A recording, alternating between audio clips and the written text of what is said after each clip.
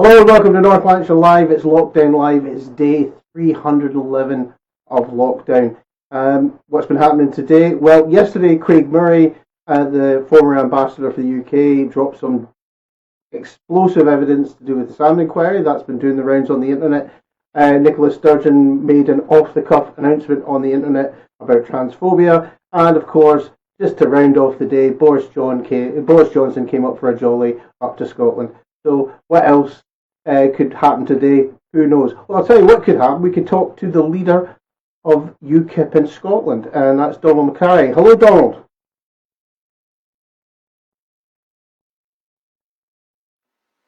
Hello, Donald. Yes, are you hearing me? Yes, you're a bit loud there, but we'll sort that out, don't worry. Okay.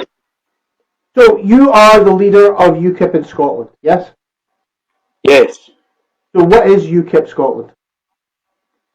Well, it's the Scottish branch, if you like, of the National Party. Because Scotland has its own particular political issues, you might say, we have a separate well, it's the same party, but a separate part of the party, if you want, in Scotland, just as we do in Wales and in Northern Ireland. So, yes, Scotland is the branch, if that's the correct way of describing it, of UKIP in north of the border. So it's not a separate party, though, is it? No, definitely not. No. We're part of the National Party, and our national leader our interim leader is Neil Hamilton. So yeah, we'll get to Neil Hamilton. That would be the former MP, the Tory MP. Yeah, and he's now in the Welsh Assembly. So yes. You guys are standing in Holyrood 21 if it goes ahead. Yes. Now I noticed on your website one of your main policies is to get rid of Holyrood. Now, explain the reasoning behind that. Yes. Well, we are firmly a unionist party, which is maybe stating the obvious, but we would hold the view that the other unionist or so-called unionist parties aren't really all that unionist. The Labour Party, I'm not even sure can be called a unionist party, and the Conservative Party, I personally would suggest, are not seriously unionist at all, because in Scotland we have, I don't like using the term, but the phrase Scottish government would indicate that Scotland is an independent country, and of course it isn't, or at least it's not supposed to be.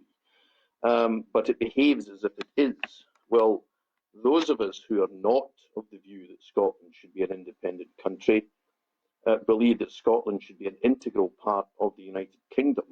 And the Scottish Parliament, as far as we're concerned, is nothing more than a glorified and expensive form of local authority.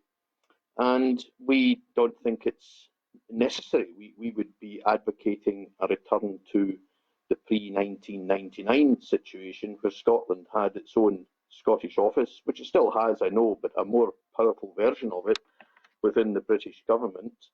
And the Scotland has now and always has had its own identity through a separate legal system, sporting associations, education system, church, and so on.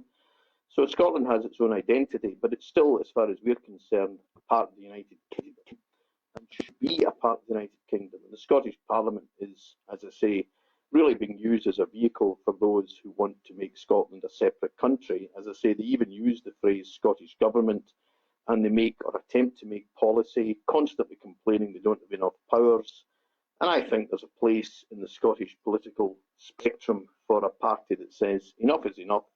We are part of the United Kingdom. We should remain part of the United Kingdom. And one of the ways by which we are going to make that more palatable is to get rid of the Scottish Parliament, which, as far as we're concerned, serves no useful purpose anyway.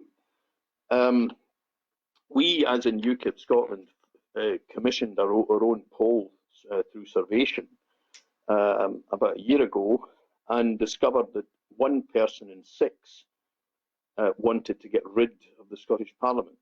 The remainder had varying levels of enthusiasm, but 1 person in 6 wanted to get rid of it. And there is no party of the current lot that are offering that option. So we are offering that option.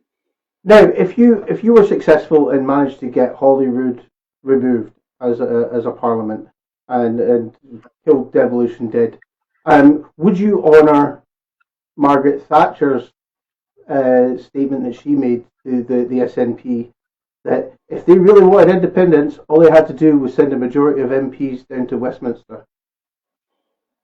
Well, in fairness to the SNP, I think that's a perfectly reasonable point of view. I do not certainly recognise that the SNP are very popular in Scotland, that they've sent 56 out of 59 MPs. That is nothing. That is certainly not to be dismissed or lightly. But if the Scotland is to be independent, then let's be independent. That's why with the Parliament, the devolution situation is a halfway house, which is supposedly pandering to the Scottish nationalists. I'd like to bring the whole matter to a head, or my party would like to bring the whole matter to a head. It's kind of a separate issue. Either Scotland's independent or it isn't. At the moment, we've got the so-called, well, Scottish government. As I say, it's not a phrase I use. I prefer Scottish executive. And that is really, as I stress, a very expensive and glorified, unnecessary tier of government if we're still part of the United Kingdom. If we're not, fair enough, but we are. So what's it doing there? So, in a sense of fact, you're not against an independence referendum, really? Well, I think we've already had an independence referendum, 2014. That's less than 7 years ago, 6.5 years ago. The vote at the time, and I thought it was going to be much closer than it was fairly convincingly to stay in the UK.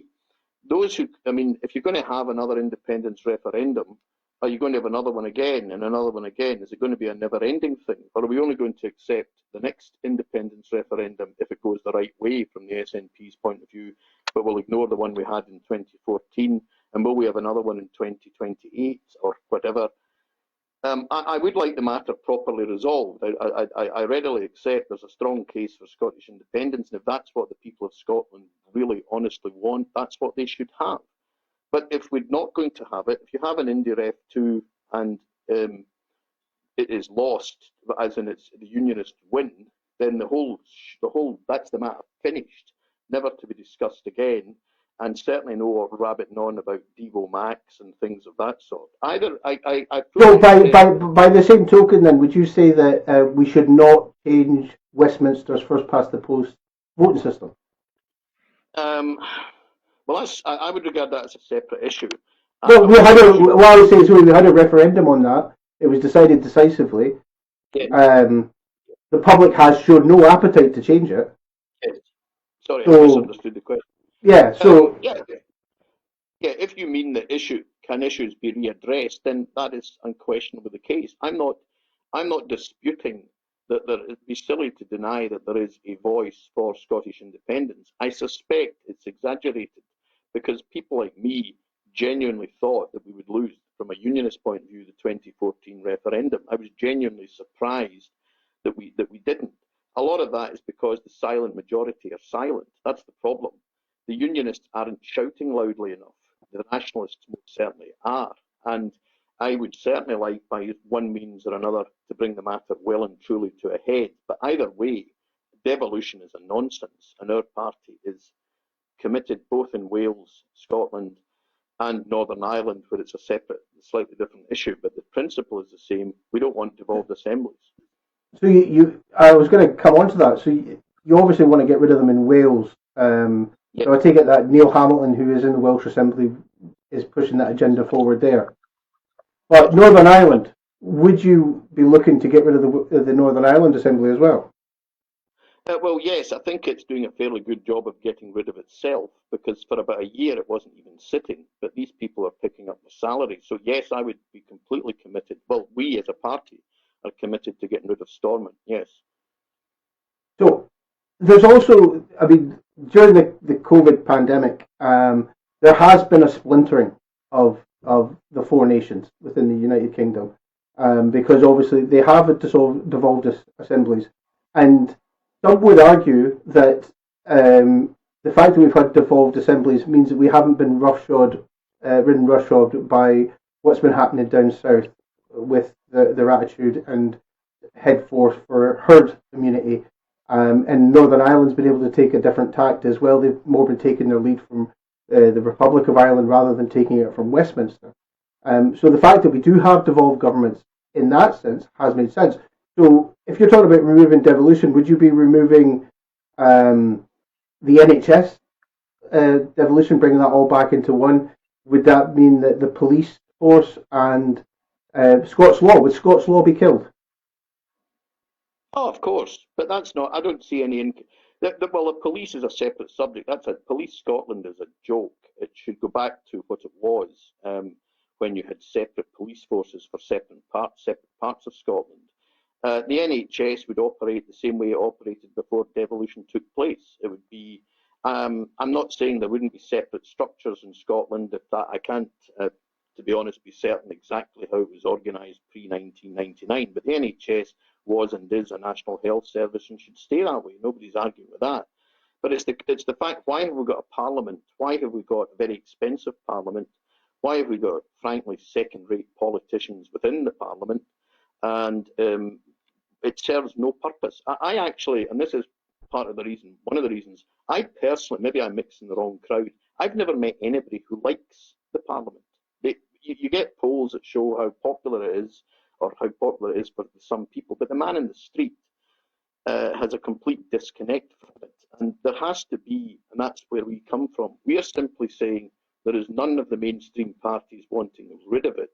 So if you go to the polls on May the 6th, who do you vote for if you want rid of the parliament? Well, the answer from our point of view is UKIP, because we intend to have candidates in all of the 8 regional lists. So if you don't like the parliament, vote for us, and that we intend, as far as we can, with the resources we've got, to get that message across.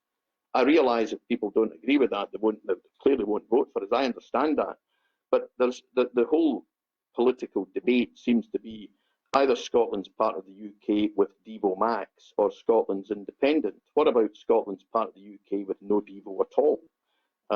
Who's speaking up for those people? And at the moment, it's us. Fair enough. So there is this idea that why does UKIP exist still? You know, because you did reach your goal. You managed to get BREXIT, which seemed to be, for all intents and purposes, that's what you existed for, was to get the UK out of the EU. You've succeeded in that. How do you feel about the BREXIT, and how do you feel it's gone, and how do you think it was worthwhile doing? Well, definitely, but I'm it's probably too early to say. I still think that I don't trust the Conservative Party, and I don't trust Conservative politicians who are converted to Brexit at a relatively late stage. I mean, UKIP have been in existence since 1993. We were treated like pariahs by the Conservative Party. And then after 2015 onwards, suddenly a lot of these people came out the woodwork and said they're in favour of Brexit, and then they had various ideas about what Brexit actually meant. For me, Brexit means Brexit. It means a self-governing nation state from the House of Commons, and recognising no authority outside of itself. That's my understanding of Brexit. Whether we've got that, I'm still a little sceptical about. But let's work on the assumption that once the teething problems are out of the way, we do have it. That's great. What does UKIP exist for? Well, we've still got some very major issues which are not being addressed by the other parties, one of which, devolution, I've just mentioned. The other one is the massive issue of freedom of speech, which is under serious threat. And the thing is, we're sitting under a Conservative government with a Prime Minister who claims to be a libertarian, and we've got more laws and rules now about what we can do, where we can go, and what we can say than we've ever had. Again, who's speaking up for these people? And certainly in Scotland, there's nobody speaking up for these people.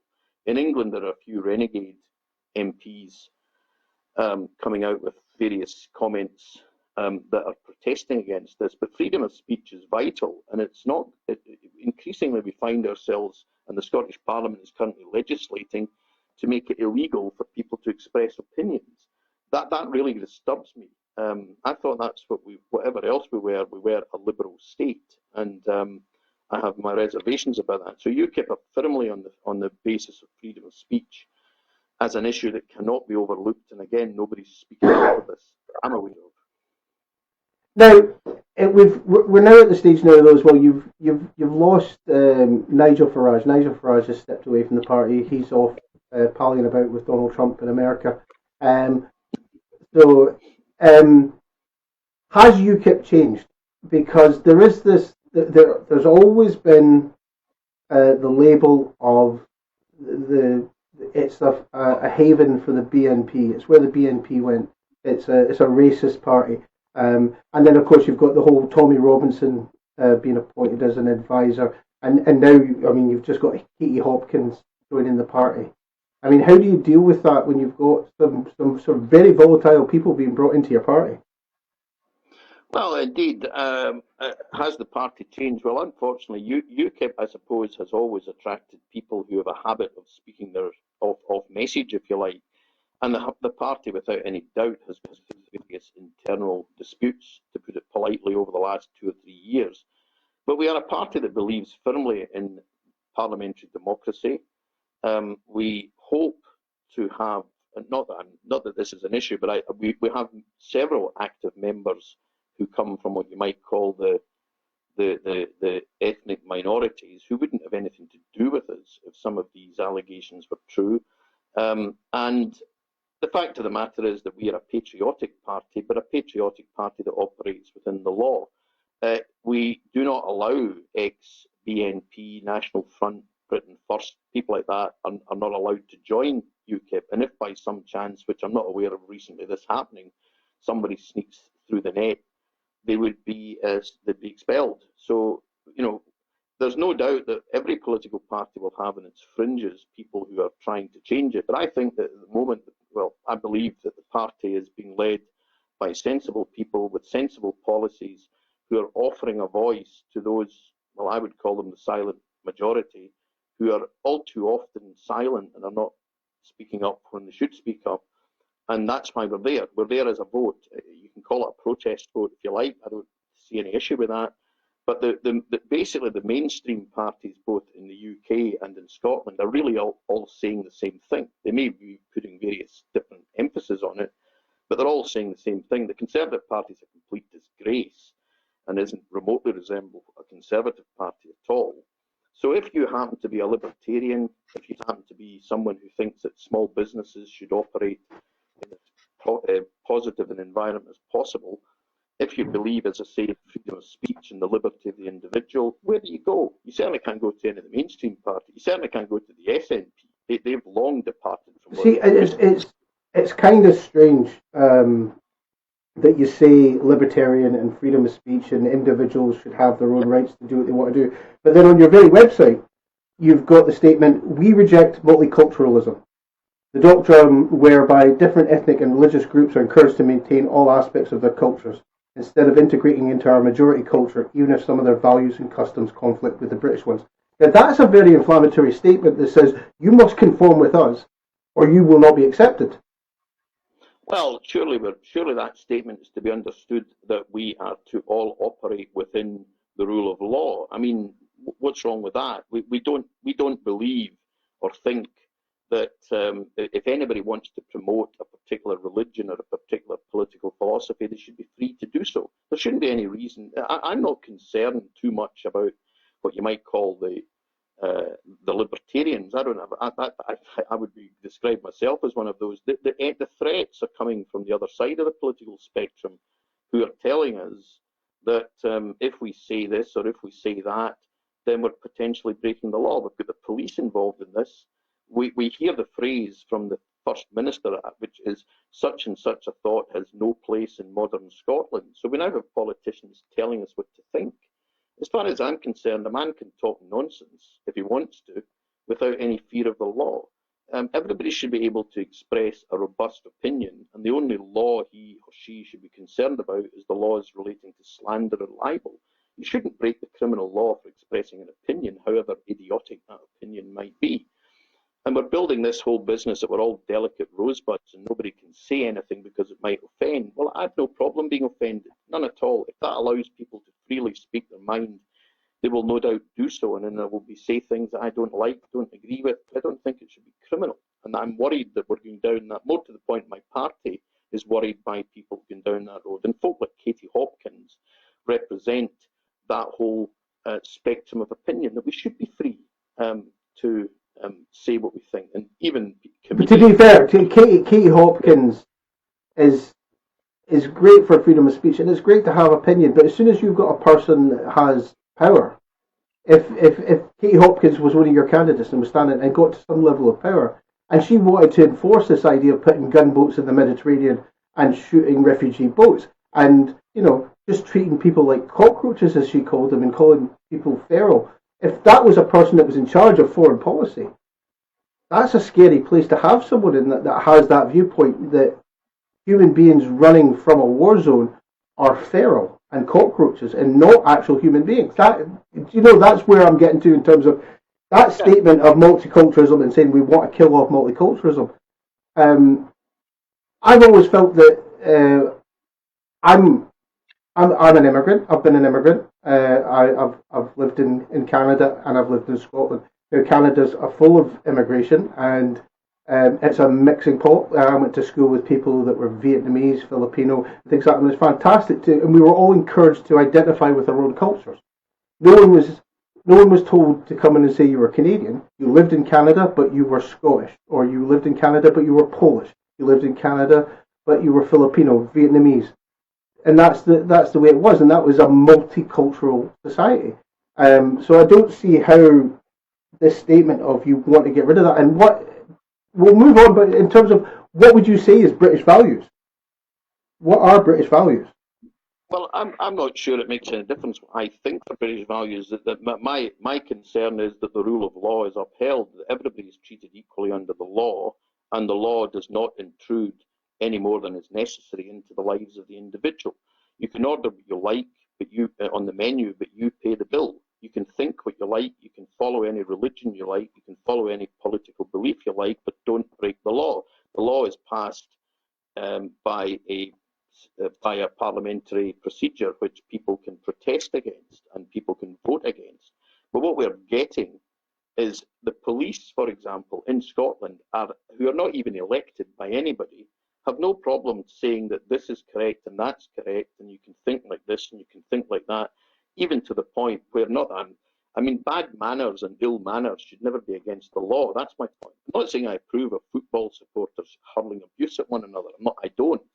But that's not the point. It's nothing to do with the law. That's provided there's no actual violence or whatever committed. If people want to throw insults at one another, throw insults at one another. Who cares? And that's my concern. That what seems to be saying, well, we don't want this and we don't want that, which is maybe reasonable in itself, becomes a point where you're telling people what to think, and that's what we're doing, and it's affecting schools, it's affecting the way children are taught, and we're being told what to think and told what not to think. And I don't want anybody telling me what to think. I'll make up my own mind. I don't need any politician telling me what to think. And that's so the whole business of freedom of expression, freedom of speech is crucial to our party, absolutely crucial. So you embrace multiculturalism then? Is what you're trying to say is that the website's wrong? I don't even know what that means. If you mean that inevitably we live in a society where there are all kinds of different people, that's fine. I'm not arguing with that. But I don't. What I'm saying is that's on your website saying no, it's not. Well, I think you're possibly misinterpreting it. I'm simply saying that it's one thing for people to come and live in a society and trade and live their lives within the law. It's another thing when governments start telling us that we've got to do this and we've got to do, because the two are linked, is my point. I think that's where the frustration comes in. And some people within UKIP have probably have wanted to link up with Mr. Robinson, which I certainly did not, and that was robustly resisted. But you're bringing multiculturalism into my point about freedom of speech. Let's have freedom of speech. No, but it was my point about you bringing in freedom of speech from my point about multiculturalism, which is off your website. That's what I'm trying to get to. Multiculturalism, I suppose, is there will be people in this country who maybe are not as enthusiastic about it as others, and then I suppose one shrugs one's shoulders, and there are those who are more enthusiastic. Isn't that up to the individual to make his or her choice on that? Why are we being forced what to think about it? But most of us work with people from all kinds of cultures, and there's no issues with it. Why? I don't even see that as a problem. Yeah, but it's coming from your website saying that we should be unifying British culture and getting rid of multiculturalism. That's what I'm saying. It's coming from the actual. Again, I would suspect. I mean, I would suspect that what is being referred to by British culture is the rule of law passed by the House of Commons. That's what we're concerned about. Because I mean, further down, it's got the idea of they will end the use of multilingual formatting on official documents. They will only be in English and, where appropriate, Welsh and Gaelic. What's wrong with that? What's wrong with that? If you're talking about official documents, what's wrong with that?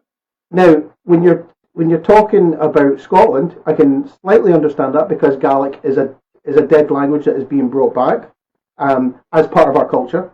But if you go to North Wales, a lot of people, English is their second language in North Wales.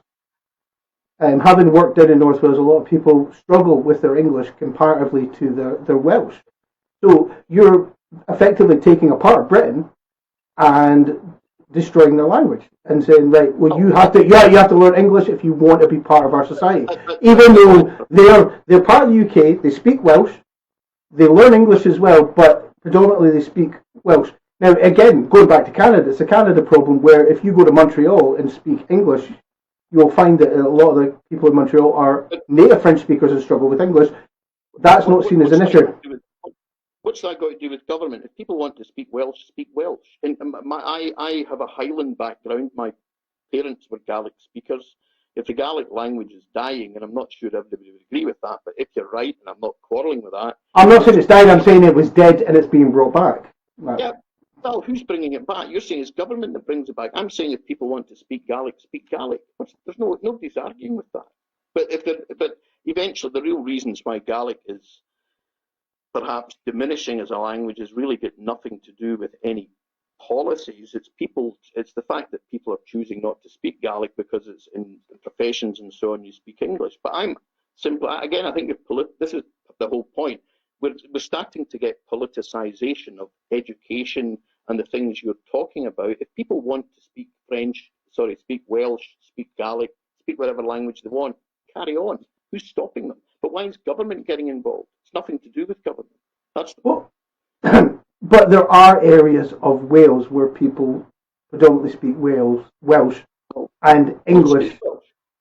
What's that? Just speak Welsh. Who's stopping them from speaking Welsh?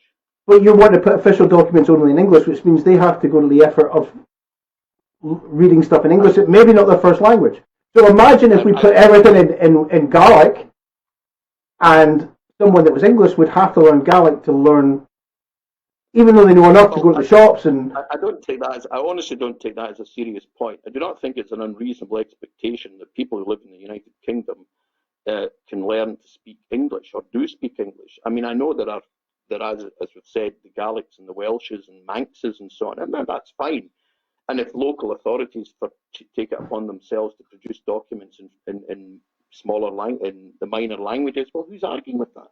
But that's a kind of minor point. The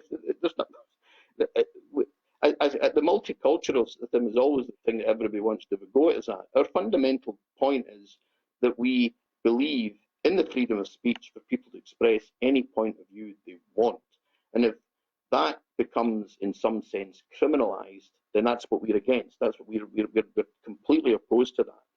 And at the moment in Scotland, there are some very serious issues as far as restricting the right. I would suggest that it's only a matter of time before a Christian minister will be prosecuted for preaching from the Bible, because that will be regarded as offensive. I think that's only a matter of time. Now, that's the kind of nonsense we want rid of, so that people can say what they want. What's wrong with that?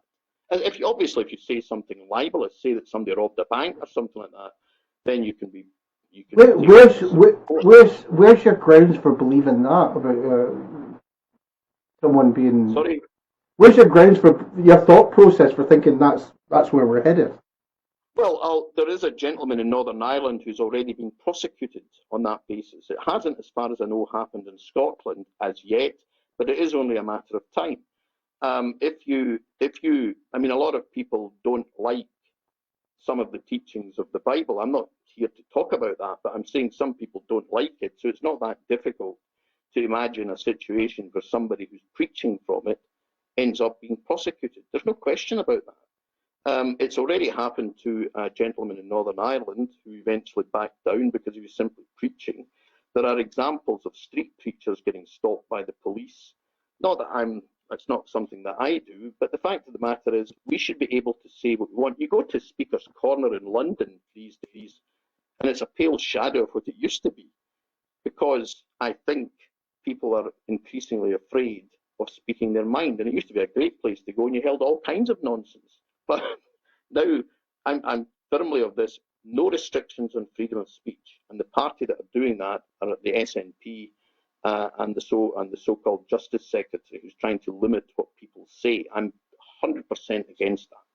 And I don't think people who support the SNP fully understand that. They don't understand that their own party is telling them what to think. That's the point. I mean, to be fair, I think every party tells their members what to think to a certain degree. Okay, then UKIP are not one of them. That's why we're asking people to vote. Now, COVID-19, we can't have a chat about things without talking about COVID-19. Now, I take it you're very much against the lockdown, from what I've been reading on your social media. Totally against it. Why is that? Well, it would be the lockdown is, again, we're seeing businesses being destroyed. I'm a small businessman struggling to survive. Hamilton, the town I work in, is now a desert. Hairdressers, beauticians, jewellers, some of these businesses will never be able to trade again. It's a crying shame. I like to think that somewhere along the line there'll be recriminations for this, because I think it's shocking. And I see no way in which we assist a difficult situation by shutting down our economy. I just do not follow that. After 10 months, we are surely capable of finding a way of keeping the economy as best as possible running, maybe not in its full capacity, while also treating those who are particularly vulnerable to this virus. I cannot see that lockdown, or what is in practice lockdown, has done anything but do immense harm. And again, none of the mainstream parties are pointing this out, because most of these people won't actually be, in the job sense, affected by it. Those who run small businesses are at their wit's end. They choose to be independent, they choose to create their own income, they choose to make profits. And although, in fairness, they're getting some assistance from the British government, I should add, they're being demolished. And I regard that's a crime. I really do. So that's why I'm against. Do you think the lockdown should have been more severe at the start, and that's what we should have done? We should have done a full. No, I not at all. I'm not in favour of lockdown. If a situation arises,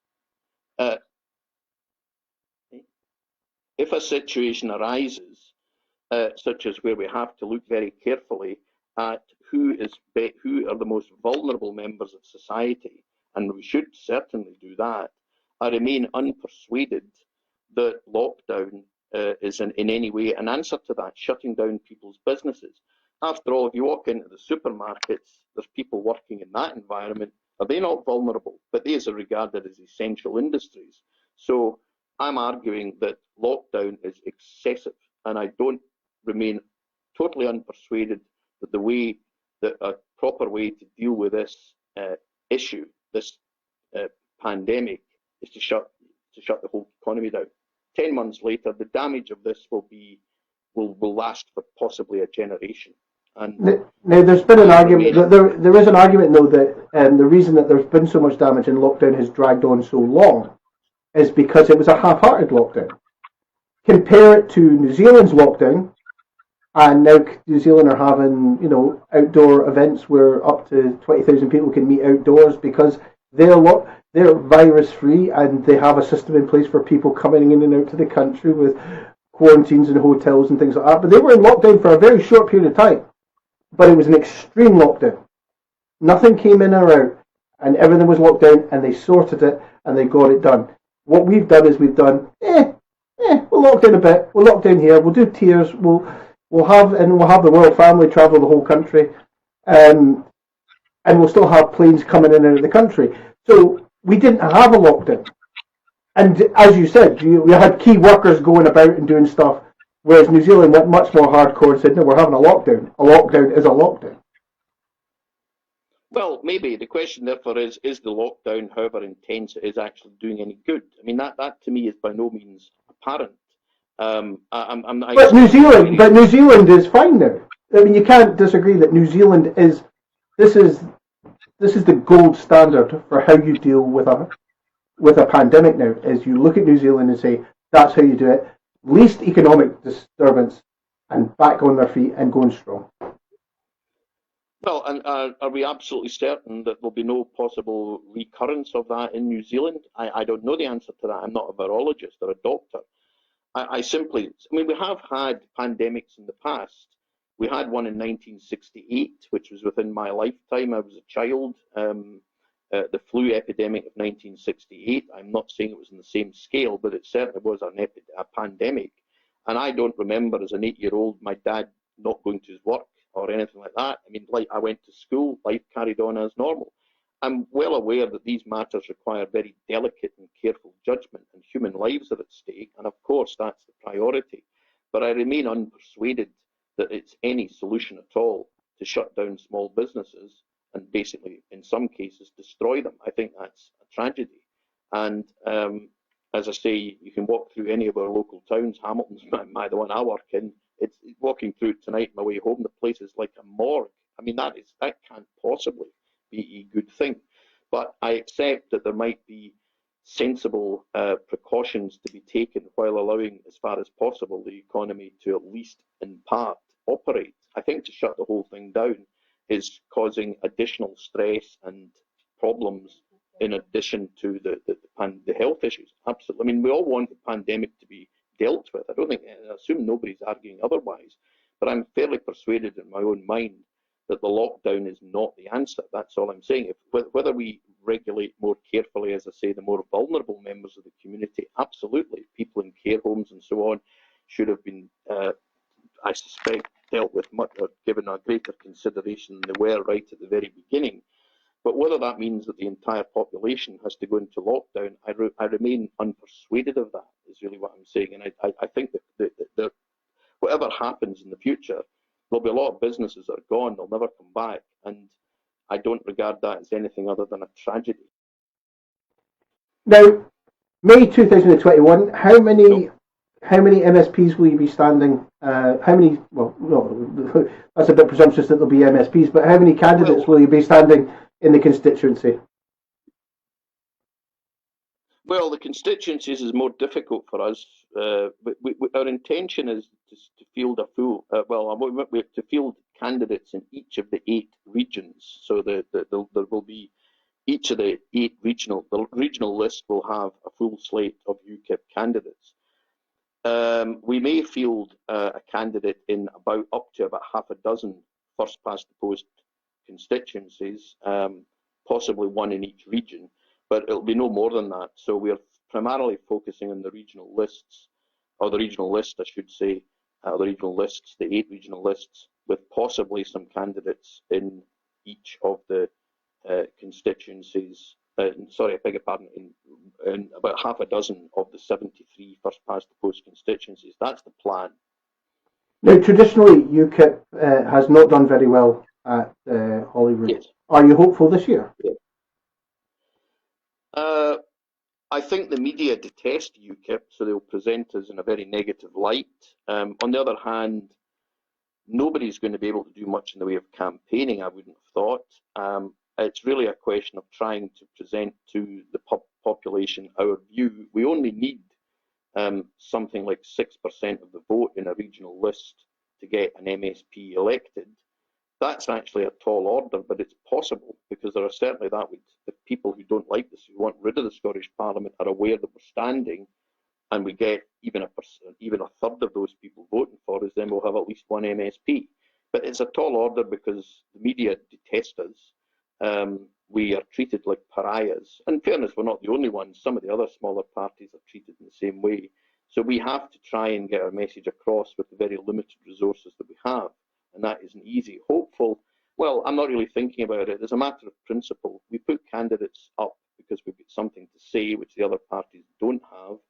And if people are to our point of view, then they'll vote for us. And if they're not, then they won't. That's the same as has always been the case. But yeah, if we can get the message out and people are aware that we are standing for that, then I would be confident that we'll do okay. Well, but whether we'll do well enough to win a seat, it's difficult, definitely difficult. It'd be silly to say otherwise. And of course, you haven't got the European Parliament elections coming up anymore.